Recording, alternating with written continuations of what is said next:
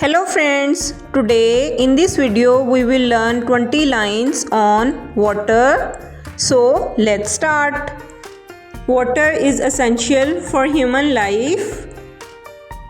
We need water to drink, eat and survive.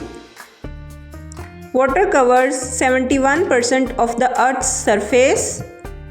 Oceans, rivers, lakes and ponds are sources of water. Water helps plants grow and animals thrive. We use water for washing, cleaning and hygiene.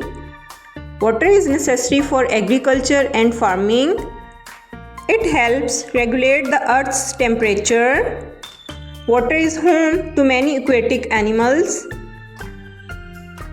We can swim, play and have fun in water. Water is renewable but limited resources. We should conserve water and not waste it. Water helps generate electricity and power. It's necessary for transportation and travel. Water has many different forms: solid, liquid and gas. We can see water in rainbows and clouds.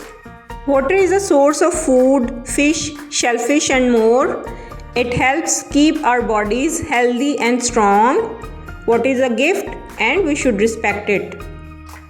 Let's save water for ourselves and future generations. Thank you for watching.